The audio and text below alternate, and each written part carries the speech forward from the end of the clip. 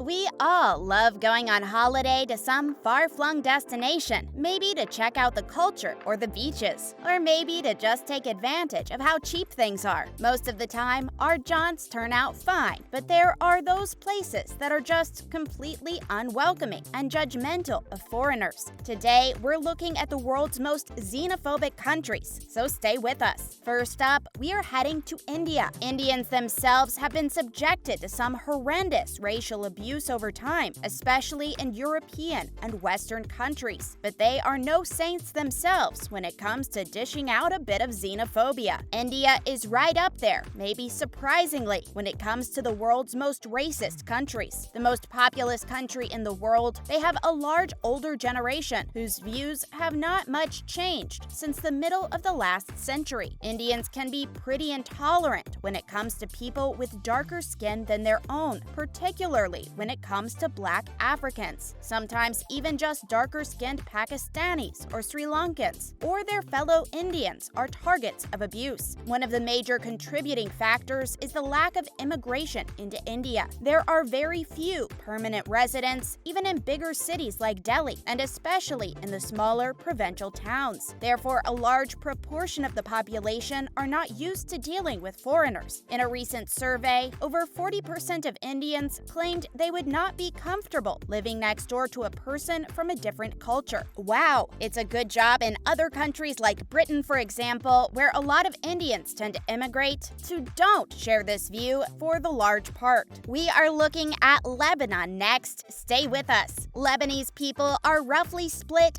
50-50 in their religious views, but mostly come from the same ethnic background. A lack of tourism and reasons to go to the country means that foreigners very rarely go there and are often not welcome. This is the main reason for them not wanting to mix, simply that they are not used to doing so. I mean, there are plenty of things that we're not used to doing but are great. Living on a beach, for example. Lebanon's president, Michael Aoun, was quoted as telling the UN General Assembly in 2017 that Lebanon should be the permanent center of an institution dedicated to peace education with a focus on forgiveness and coexistence. Yeah, right. A short time later, his son-in-law tweeted, "We are racist in our Lebanese identity," when he was discussing the president's refusal to naturalize Syrian refugees. Out of the horse's mouth, basically. This was a stark reminder of how it is now socially acceptable to be racist in Lebanon. Have you ever been to Lebanon? How was it? We are heading to Serbia next. Come with us. We've seen it time and time again. A football team from another country travels to Serbia. They're not the only culprits in Eastern Europe, to be fair, and their Black players are subjected to vile abuse and monkey chants. It is a problem the Balkan nation has long had to deal with. The root cause of the problem stems from the contradictions of Serbian society and a refusal to adopt certain international standards the EU demands of its member nations. Serbia is a proud nation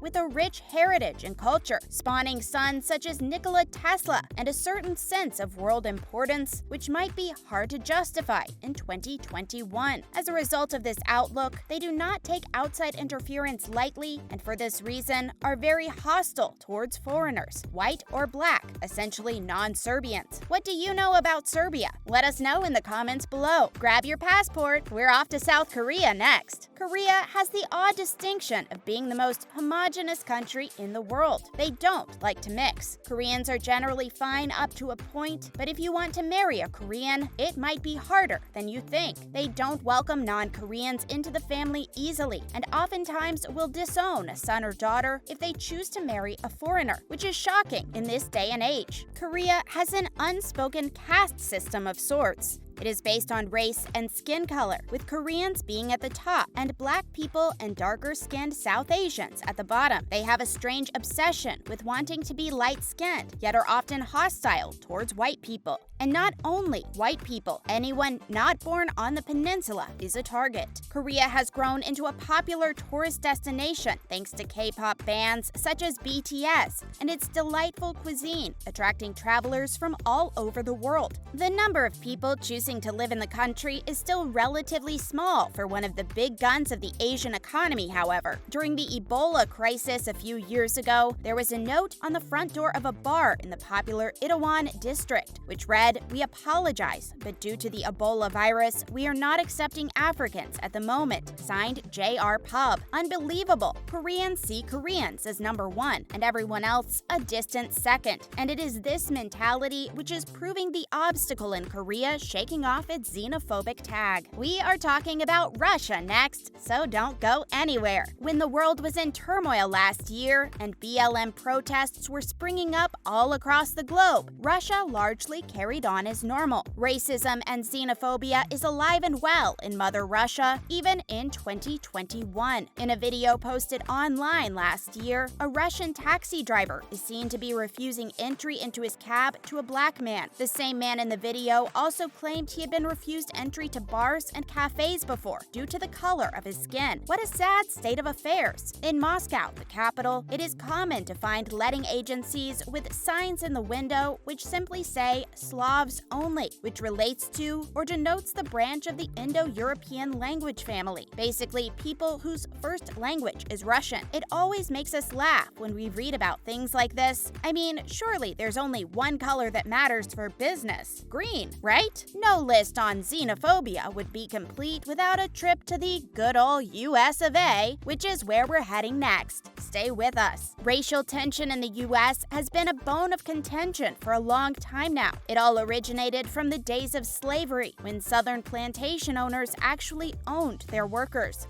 After the practice was abolished, the South went to war for the rights of the people, which in 2021 seems absolutely bananas. It didn't end there. Over the years, there have been lynchings of black men, and more recently, incidences of racial profiling in the police department. It isn't just a problem black people face either. Racial tensions toward people with Middle Eastern heritage really ramped up after 9/11, and it is still dangerous to be a person of color in some areas of the country to this day, unfortunately. Back to the Middle East now. We're headed to Israel. Since the dawn of time, Jews and Palestinians in the tiny strip of land between the river and the sea, that is the Jordan River and the Mediterranean, have been at each other's throats. An Israeli state was established in 1948 after the atrocities Jews suffered at the hands of the Nazis in Europe during World War II, which gave them a safe haven in their ancestral lands. Since then, though, they have waged their own war on Palestinians, who also lay claim to the land. The dispute goes back thousands of years to the Byzantine period, but that doesn't excuse the behavior of the Israelis, who have recently taken to forcefully removing native Palestinians from their homes. Due to the law which states they cannot come back once they leave, thousands of Palestinians are left homeless, which is more or less what happened to the Jews under the Nazis: forceful eviction from their own homes. For this reason, Israel is on our list of most xenophobic. Have you ever been to Israel? How was it? And finally, the UAE. On the surface, the UAE seems great, Dubai being the centerpiece of a modern, forward-thinking government. But don't let all that fool you. If you are white and wealthy, there is very little to fear. But like Koreans, Emiratis see themselves as a cut above. When the oil money came, so did mass construction, especially in Abu Dhabi and Dubai. And the locals were not going to get their hands dirty themselves, so they brought in some hired help. The word hired being used very loosely in some cases. The help came in the form of poor people from countries like Bangladesh, Sri Lanka, and the Philippines. These migrant workers account for around 80 to 90% of the country's population, but are treated quite appallingly. They're often paid peanuts, if at all, have their passports confiscated, and are given little to no freedom outside of work. The work is often grueling manual labor in 100+ degree heat, which has resulted in countless deaths due to dehydration.